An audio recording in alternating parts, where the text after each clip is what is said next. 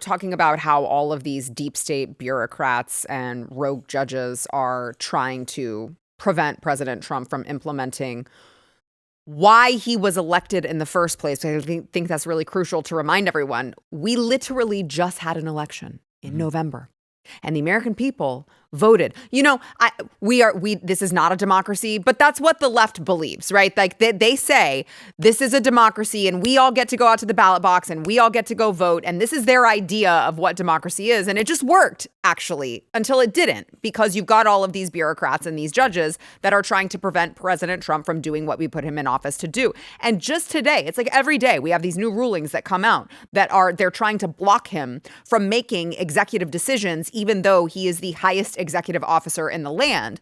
And just today, 3 rulings on immigration that are a direct threat to President Trump's mandate to mass deport all of these millions of illegals that broke the law coming into the country under Joe Biden. One is immigration enforcement in sanctuary cities. A federal judge just blocked the Trump administration from withholding federal funds from sanctuary jurisdictions, sanctuary cities that limit immigration cooperation. So now you're supposed to believe that it's legal for a state to actively go against federal law, and that state somehow is allowed the same amount of taxpayer funds. I mean, this is taxpayer funds. This is your money. This is my money. This is all of our money that we just somehow are forced to throw at whatever state wants to disregard whatever law they want to, and they still are allowed to take as much money from us, but from the feds as before. I mean, like, that's crazy. Like, that is bonkers crazy. And here we are. They are saying that these cities will be rewarded for protecting criminal illegals and actively obstructing ICE. Again, against federal freaking law. And by the way, this isn't the first time that judges have stopped Trump from going after sanctuary cities. In 2018, there was a 9th U.S. Circuit Court of Appeals that was divided, that agreed with the lower court that the order exceeded President Trump's authority when it came to sanctuary city funds. And then you have election integrity. So just earlier today, another federal judge struck down, this one is, have you guys heard this? They struck down Trump's effort to require proof of citizenship to vote. Now they're saying the president doesn't get to say that you have to provide proof of citizenship to vote in this country. This is so, like, you couldn't even make it up if you tried. You could not even make up the absurdity of it all, that somehow we are supposed to believe that the president doesn't get to say, hey, guys, it's a rule that you can't vote in these elections unless you're a citizen. We should make sure you're a citizen before you are allowed to vote, because it's what's in the law. And they're like, no, you're not allowed to do that. You're not allowed to do that. So apparently this district judge, Colleen Kohler-Cotelli, your name sucks. It's stupid. Stupid name. Stupid. I hate your name. It's dumb. She sided with voting rights groups and Democrats to grant a preliminary injunction to stop the citizenship requirement from moving forward while a lawsuit plays out. So now we have non-citizens. Some might say this was by design. Some might say this was a plan all along, when you move 20 million illegals into this country and then you insert judges who will vouch that you don't need ID in order to vote. Some might say this was the plan all along. And then you have, let me give you one more here. A Maryland judge ordered the the Trump administration to bring back a deported Venezuelan national tied to the Tren de Aragua gang. Another one. This one was convicted on cocaine charges, and he had been removed under the Alien Enemies Act. And on January 6, 2025, this was Biden. He was convicted in the 482nd District Court at Harris County. So now we are simping for illegals in the court system. And now here's another one. He was already a criminal when he entered this country.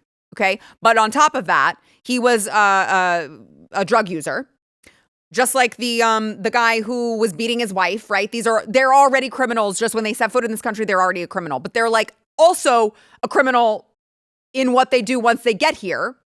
And now DHS is supposed to attempt to return him to the United States. I'm like, you can't make this up. You cannot make this up. They are simping for criminals and illegals. And you have the fake news media who is going along with it. You've got the New York Times talking about this criminal illegal named Nascimento Blair, who was convicted of first-degree kidnapping and sentenced to 15 years. And here's the headline, 21 years later, deported back to a home he barely knew. Oh, gosh. The tears, the horror. He barely knew it because he was here illegally and committing crimes. And he somehow evaded the law for that long, not because he was just some, Maryland father, right?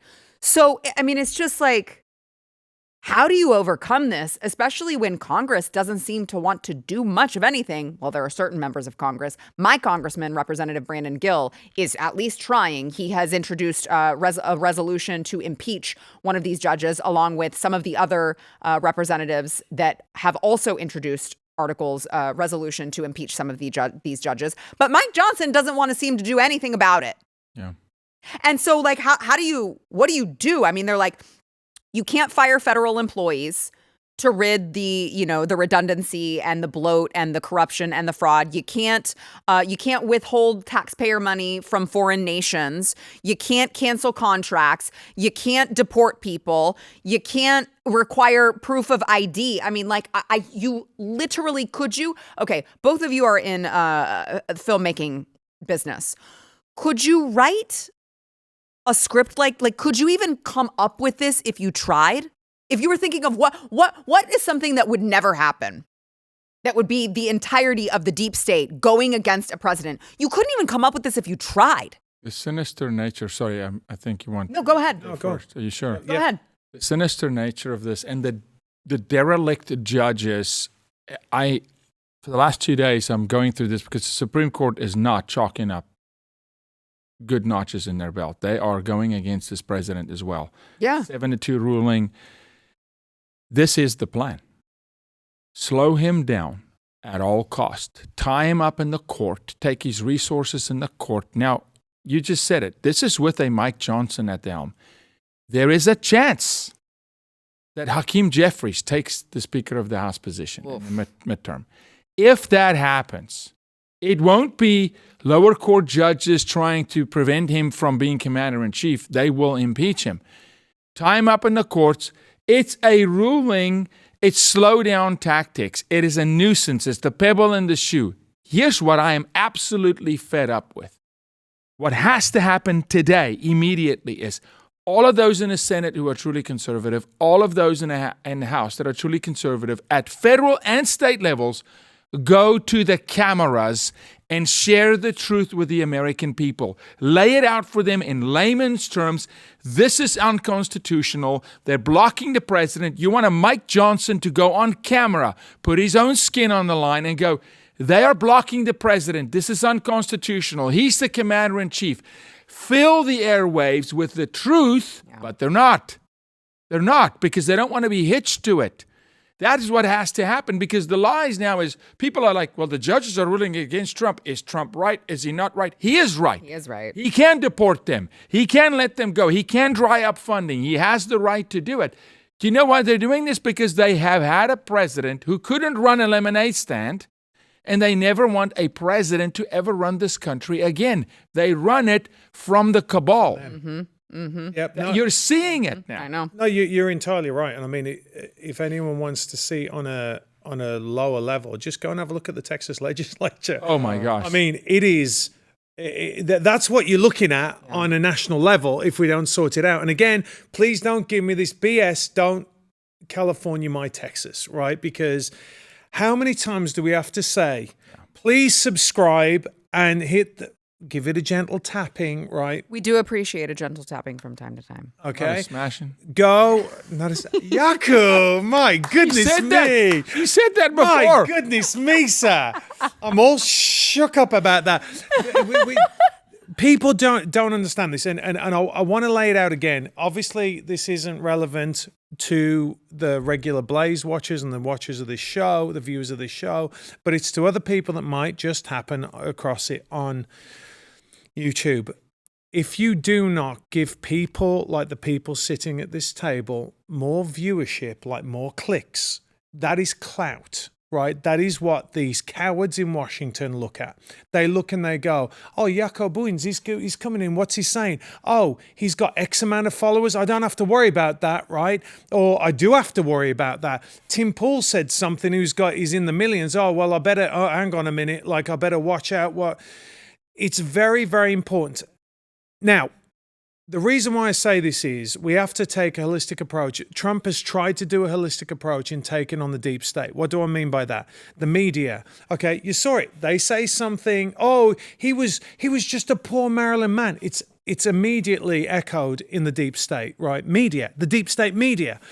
Why are we having a problem with the judges? Because the colleges are rotten and they're not teaching them how to interpret the law correctly. They are making them into activists. What's Trump doing? He's hitting Harvard. He needs to hit every one of those Ivy League schools. The Christian schools need to say, we are Christian. If you are going against this, you are gone. We do not want you in our colleges if you do not follow our faith. Like, it is... The rot is so deep and so generational. This is it, guys. Like Jaco, you're saying, this is it. Because the moment Trump goes, which is the first president we've had in years that is like, you know what? They've come after me. They're going to come after my family. This is it. I'm not reliant on them for money. I'm going to take the whole thing on. He could be the greatest president of all time if he was allowed to do what he really wants to do. And this is it. If you like this clip and you want to see the full episode, click here. And if you want to subscribe to the channel, come on, you know you do. Click here.